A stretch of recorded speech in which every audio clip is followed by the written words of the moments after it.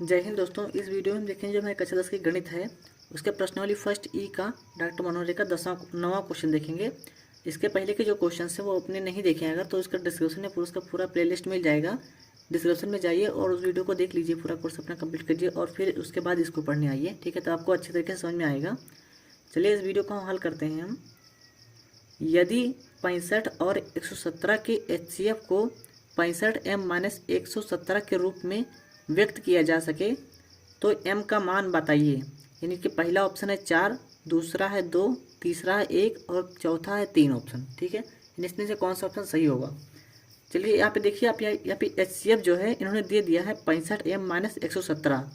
तो आप भी इसका एक HCF ज्ञात कर लीजिए। ठीक है, तो आपको पता चल जाएगा कि कौन सा मान सही होगा। तो उसके लिए क्या करेंगे, हम 65 और 117 को हम क्या कर देंगे, यूक्लिड विभाजन एल्गोरिथम से इसका भाग ज्ञात कर लेंगे। ठीक है, अगर आपने अभी तक वो यूक्लिड वाला पार्ट नहीं देखा, वीडियो नहीं देखा, तो जाइए उसको पढ़ लीजिएगा, वो आपको समझ में आ जाएगा। देखिए 65 से क्या करेंगे, हम 65 को मैं भाग करना कि 117 के आगे ना जा पाएगी। तो अगर आप दुना में लेके जाएंगे तो ज़्यादा हो जाएगा, तो आप इसको लेके जाइए 51 में। तो 65 51 65 है ना। अब इसको माइनस कर देंगे हम, तो 7 में से जाएगा हमारा 5, बचेगा 2 और यहाँ क्या 11 में से जाएगा 6 तो बचेगा 5। ठीक है, तो अब क्या 52 छोटा हो गया 65 से, तो अब 52 से हम भाग करेंगे 65 को। ठीक, तो 65 अब 52 का है पहाड़ा पढ़ना है कि 65 के आगे न जाने पाए, तो इसको 51 में ही पढ़ेंगे। तो 52 51 52 हो जाएगा। इसको माइनस कर दीजिए आप, तो क्या बचेगा 5 में से अगर 2 जाएगा तो बचेगा 3 और यहाँ कितना बचा था, यहाँ बचेगा 6, तो 6 में से बचेगा 5 जाएगा ना तो बचेगा 1। अब 13 क्या हो गया, छोटा हो गया है। 52 से 13 क्या हो गया, छोटा हो गया। तो इसमें क्या करना होता है कि हमेशा जो है छोटे से बड़े को भाग करना होता है। तो आप यहाँ कर दीजिए, जो है 13 से भाग करेंगे आप 52 को, 13 से भाग होगा 52 को।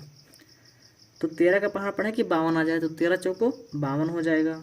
ठीक है, तो ये क्या हो गया, सब संख्या 0 हो जाएगी ना। 2 में से 2 जाएगा 0 और 5 में से 5 जाएगा, ये भी 0 हो जाएगा। तो हमें यही लाना होता है कि जब तक लास्ट में जब तक 0 ना आ जाए तब तक हमें इसी स्टेप को जो है फॉलो करना पड़ता है। तो आपकी जो लास्ट वाली संख्या होगी वही होगी आपका HCF। तो इन दोनों का HCF कितना है आपका, तो आप बोलोगे साहब 13 आया है। देखिए जो लास्ट संख्या जिस संख्या से पूरा 0 हो जाएगा उसी संख्या को हम HCF मान लेंगे। ठीक है, तो यहाँ पे क्या आया, 13 आया है, लेकिन इनका HCF आ रहा है 65m-117। तो कौन सा सही है, ये वाला सही है या फिर ये वाला सही है। तो आप कह सकते हो कि दोनों सही है। ठीक है, इनका भी सही है और हमारा भी सही है। तो जब दोनों सही है तो हम क्या करेंगे, दोनों अलग अलग दिख रहे हैं तो दोनों को हम बराबर कर देंगे। ठीक है, तो क्या कर देंगे, इसी के बराबर में रख देंगे, यानी कि 65m-117 बराबर कितना 13। यानी कि इन्होंने इतना इससे निकाला था और हमारा इससे है 13, तो हमारा भी सही है और इनका भी सही है। तो हम क्या करेंगे, इनको दोनों को बराबर में कर देंगे। अभी देखिए यहाँ पे क्या 65m लिखा है ना, तो इसको आप ऐसे लिख दीजिए 65m, और ये माइनस में तो इधर आकर क्या हो जाएगा, इसका जो है प्लस में हो जाएगा ना। तो 13 + 117 हो जाएगा। तो 65m बराबर क्या 7 3 10 का 0, हंसला 1 और 1 और 1 2 और हंसले 3 और यहाँ बच जाएगा 1। तो कितना हो गया, 130 हो गया। इसको हमने अगर ऐड कर दिया तो क्या हो गया, 130 हो गया। यहाँ देखिए यहाँ माइनस था ना, 117 क्या था, यहाँ पे माइनस था। तो जब इसका हमने साइड चेंज किया तो इधर प्लस में हो गया। तो प्लस में इधर 13 भी तो था पहले से, तो ये और ये क्या हो गया, दोनों ऐड हो गया यानी कि जुड़ गया। तो ये बन गया 130। अब देखिए 65 को अगर हम इसका साइड चेंज कर दें तो इधर ये गुणा में है तो इधर आकर क्या हो जाएगा, भाग में हो जाएगा। तो इधर बचेगा यम, और ये इधर गुणा में है तो इधर आकर क्या हो जाएगा, भाग हो जाएगा। तो 130/65, तो 65 का नाम 65 और 65 दूना 130। तो m बराबर कितना है आपका आंसर, तो m आया है बराबर 2। ठीक है, तो यही हमसे पूछ रहा था कि m बराबर कितना आना चाहिए। तो यहाँ पे आप ये दूसरा ऑप्शन है इसको आप टिक कर देंगे। ठीक है, अब हम बढ़ेंगे अपने अगले क्वेश्चन की तरफ। चलिए देखिए यहाँ पे 10वां क्वेश्चन है, वह सबसे बड़ी संख्या ज्ञात कीजिए जिससे 70 तथा 125 को विभाजित करने पर क्रमशः शेषफल 5 तथा 8 प्राप्त हो। इसका पहला ऑप्शन है 13, दूसरा है 65 और तीसरा है 875, चौथा है 1750।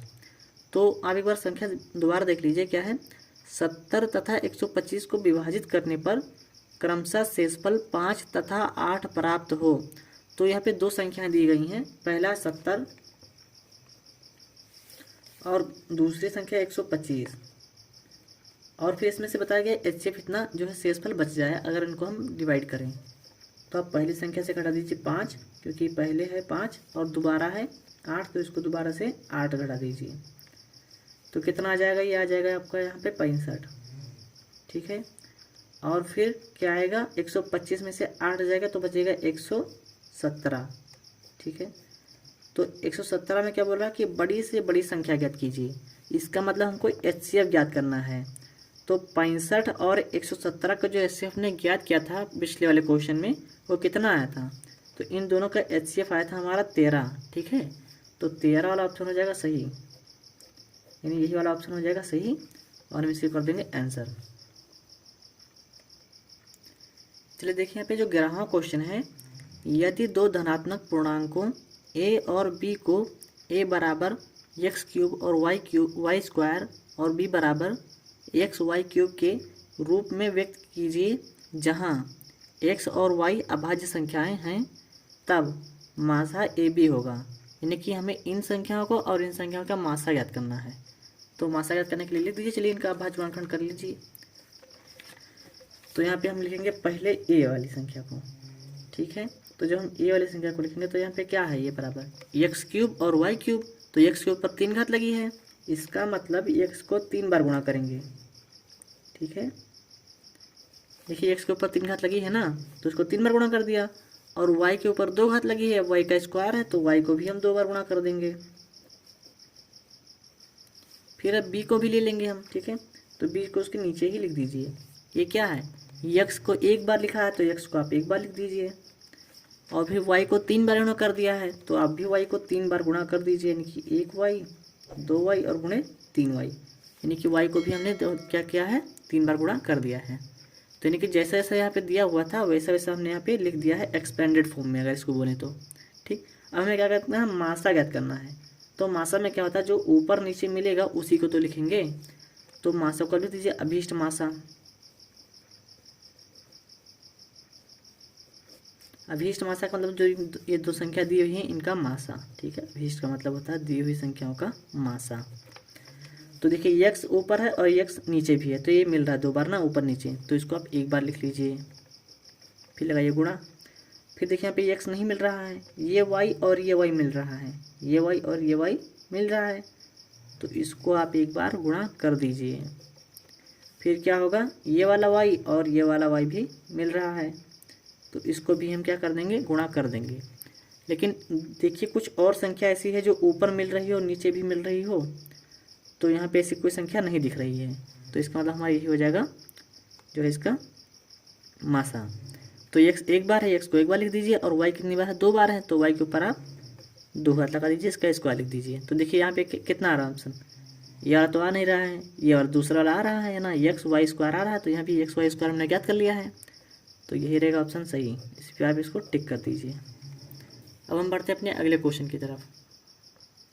चलिए देखिए यहाँ पे 12वां क्वेश्चन है, यदि धनात्मक पूर्णांकों p और q को p बराबर AB स्क्वायर और q बराबर a square b a³ b के रूप में व्यक्त किया जा सकता है, जहां a और b अभाज्य संख्याएं हैं, तो लासा p, q है। यानी कि हमें जो ऑप्शन दिया गया है और पूछा गया हमको लासा इसका बताइए। तो चलिए इसको पहले लिख लीजिए उसी तरह से जो हमने लास्ट क्वेश्चन जो हमने हल किया था। तो p बराबर यहाँ पे देखिए कितना दिया हुआ है, p बराबर दिया हुआ है a और b का स्क्वायर। तो a 1 बार है, तो आप a को 1 बार कर दीजिए, और b के ऊपर 2 घात लगी यानी कि b का स्क्वायर लिखा है, तो आप b को 2 बार गुणा कर दीजिए, ठीक है। और फिर मिलेंगे q को। अब देखिए क्या है, q में a को 3 बार दिया गया है, तो आप a को जो है 3 बार गुणा कर दीजिए, ठीक है, क्योंकि a का क्यूब लिखा हुआ है। और गुणे b कितनी बार है, b है 1 बार, तो आप b को जो है 1 बार यहाँ पे लिख दीजिए, ठीक है, b, ठीक। अब हमें क्या करना है, इसका जो है लासा ज्ञात करना है, यानी कि LCM ज्ञात करना है। तो आप यहाँ लिख दीजिए लासा बराबर। तो लासा में क्या होता है, जो ऊपर नीचे मिलेगा उसको भी लिखेंगे, जो नहीं मिलेगा उसको भी लिखेंगे, ठीक है। तो यहाँ पे हम क्या करेंगे, देखिए ये वाला ये और ये दोनों मिल रहा है ना, ऐसे मिल रहा है, तो इसको आप एक बार लिख लीजिए, फिर वहाँ लगा दीजिए। ये वाला ये ऊपर नहीं मिल रहा है ना, तब भी इसको एक बार आप लिख लीजिए। ये वाला ये भी ऊपर नहीं मिल रहा है, तब भी इसको आप लिख लेंगे, क्योंकि एलसीएम में हम यही करते हैं, जो मिलेगा उसको भी लिखेंगे, जो 2 बार मिल रहा है उसको 1 बार लिखेंगे, और जो एक भी बार नहीं मिल रहा तो उसको भी एक एक बार लिख लेंगे। अब देखिए ये वाला b और ये वाला b मिल रहा है ना, तो इसको भी आप एक बार लिख लीजिए, और यहाँ पर ये वाला b नहीं मिल रहा है, तब भी इसको आप एक बार लिख लीजिए। तो देखिए यहाँ पे कितना हो जाएगा, ए कितनी बार है, ए 3 बार है, तो आप ए के ऊपर लगा दीजिए क्यूब, यानी कि ए को लिख देंगे 3। देखिए यहाँ पे 1 2 3 ही तो बार है ना ये, तो ए के ऊपर हमने क्या कर दिया, क्यूब लगा दिया है। और बी कितनी बार है, तो आप बोलोगे बी 2 बार है, तो हम बी के ऊपर क्या करेंगे, स्क्वायर लगा देंगे। अब आप देख लीजिएगा आपका ऑप्शन कौन सा सही है। तो ये वाला ऑप्शन तो है नहीं, ये भी नहीं है, क्योंकि ये क्यूब और बी स्क्वायर है। लेकिन ये वाला कि देखिए ये क्यूब और बी स्क्वायर यहाँ भी है, और ये क्यूब बी स्क्वायर हमने जो हल किया है उसमें भी आया है, तो आप इसी को जो है टिक कर देंगे, ये वाला टिक है राइट। ठीक है, अब हम बढ़ते हैं अपने अगले क्वेश्चन की तरफ। तब तक अभी तक आपने हमारे चैनल को सब्सक्राइब नहीं किया है, वीडियो को लाइक नहीं किया है, तो वीडियो को लाइक करके चैनल को सब्सक्राइब कर दीजिए, और अपने सभी दोस्तों के साथ शेयर कीजिए, जिससे वो भी इसको जो है अच्छे से पढ़ पाएँ, अच्छे से समझ पाएँ।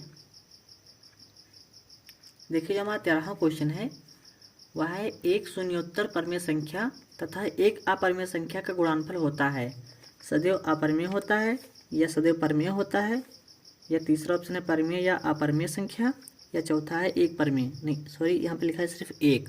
ठीक है, तो देखिए क्वेश्चन में क्या है, एक परमेय संख्या है और दूसरी अपरिमेय संख्या है, और उसका अगर हम गुणनफल करें तो हमें क्या मिलेगा। तो आप एक चीज़ जान लीजिए, हमेशा जब भी हम एक परमेय और एक अपरिमेय को लिखेंगे एक साथ में, तो उसका आंसर हमेशा अपरिमेय ही आएगा, चाहे आप उसका योग करें या उसका आप अंतर निकालें या गुणा करें, मतलब कुछ भी आप करेंगे तो एक परमेय होगा और दूसरा अपरिमेय होगा, तो उसका आंसर हमेशा क्या आएगा, सदैव अपरिमेय ही आएगा। तो इसी को आप इसको ऐसे टिक कर दीजिए, जो पहला ऑप्शन है यही सही है, सदैव अपरिमेय ही आएगा। एक परमेय संख्या और दूसरी अपरिमेय संख्या अगर हम उसका करेंगे जो है गुणनफल करेंगे, तो हमेशा क्या मिलेगा, हमको एक अपरिमेय संख्या ही मिलेगी। अब हम बढ़ते हैं अपने अगले क्वेश्चन की तरफ। देखिए यहाँ पे 14वां क्वेश्चन है, वह छोटी से छोटी संख्या जो 1 और 10 से दोनों सम्मिलित दोनों को लेकर के तक की सभी संख्याएं से विभाज्य है। तो यानी कि जितनी भी संख्या आ रही हैं 1 से लेकर के 10 तक, उन सभी संख्याओं से इनमें से कौन सी संख्या डिवाइड हो जाएगी, यानी कि विभाज्य हो जाएगी, और 1 और 10 दोनों को मिला करके। ठीक है, तो जो 10 है वो क्या 2 से तो डिवाइड हो जाएगा, 1 से हो जाएगा, लेकिन ये 3 से नहीं होगा। ये भी 1 से हो जाएगा, 2 से हो जाएगा, 3 से ये भी डिवाइड नहीं होगा। और ये क्या है, ये भी जो है 1 और 2 और 3 से भी डिवाइड हो जाएगा, 4 से भी डिवाइड होगा या नहीं, यहाँ शायद से 4 से डिवाइड नहीं हो सकता, और ये 5 से भी डिवाइड नहीं होगा। लेकिन यहाँ पे देखिए ये वाली जो संख्या है ये 2 से भी डिवाइड हो जाएगी, 3 से भी हो जाएगी, 4 से 5, यानी कि सभी संख्याओं से ये डिवाइड हो जाएगी। तो इसी को आप इसको आंसर ऐसे कर दीजिए, यानी कि अगर आपको संतुष्टि के लिए कोई आंसर चाहिए तो यहाँ पे देखिए 1 से लेकर के 10 तक का एलसीएम निकाल लीजिएगा, तो उसका एलसीएम यही आएगा, 2520 ही आएगा।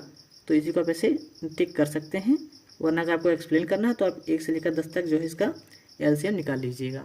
ठीक है, अब हम बढ़ते हैं अपने अगले क्वेश्चन की तरफ। चलिए देखिए आगे 15वां क्वेश्चन है, परमेय संख्या 14,587 बटा जो 1250 का दशमलव प्रसार निम्नलिखित में किन दशमलव स्थानों के बाद में समाप्त हो जाएगा।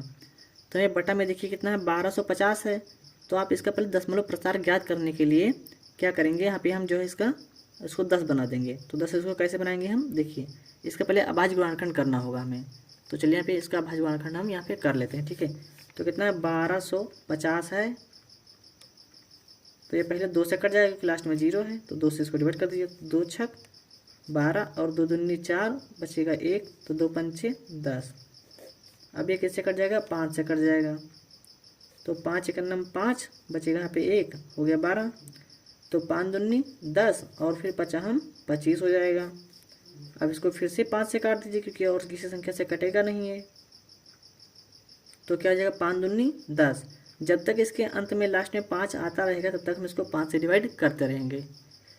तो 5 दूनी 10, तो 12 में से 10 जाएगा, बचेगा 2, हो जाएगा 25, तो 55 25 फिर लास्ट में 5 आ गया तो फिर से इसको 5 से डिवाइड कर दीजिए, तो 5 25, ठीक है। अब फिर क्या, 5 एकन्नम 5, तो ये हो गया। तो इसको आप कैसे लिखोगे, इसको आप लिख सकते हो 2 गुणे और 5 देखिए कितनी बार है, 1 2 3 4 बार है, तो 5 के ऊपर आप 4 घात लगा दोगे, ठीक है। तो देखिए यहाँ पे इसको लिख लीजिए 14,587 बटा, हर में क्या लिखोगे आप, जो है 5 घाते 4 और गुणे कितना 2 लिखोगे।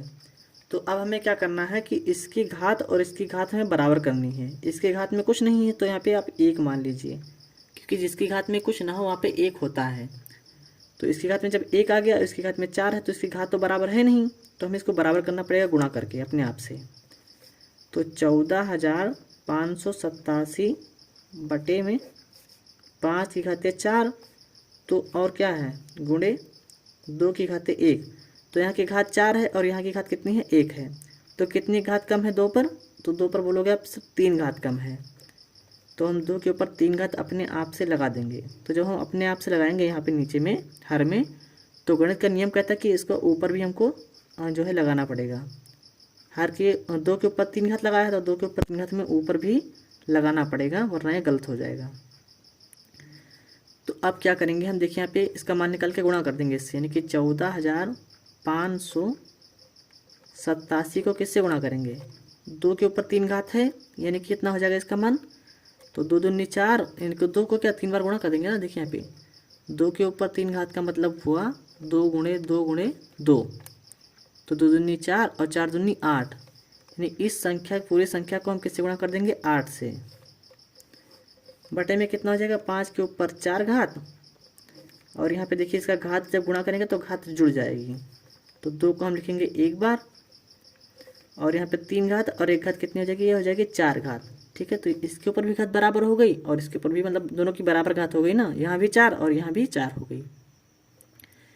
तो हमें इन दोनों की घात जो है बराबर करना था। अब अगर हम इसका गुणा करें 14,587 को गुणा करें 8 से, तो ये आ जाएगा हमारा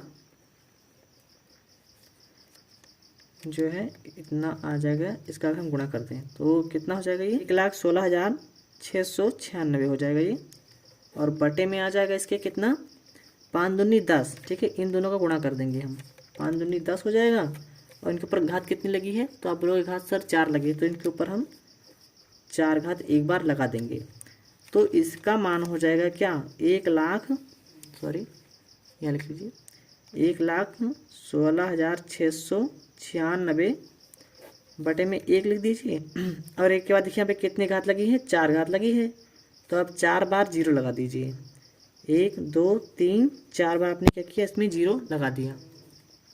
अब क्या करोगे आप, 4 0 को काट दो, ठीक है, और यहाँ पे 4 अंकों के बाद में दशमलव लगा दो, यानी कि 1 2 3 4 0 आपने काट दिए, और यहाँ 4 अंकों के बाद आप क्या करोगे, दशमलव लगा दोगे, तो 1 2 3 4 यहाँ पे लग दशमलव लग जाएगा, तो आपका मान आएगा 11.6696।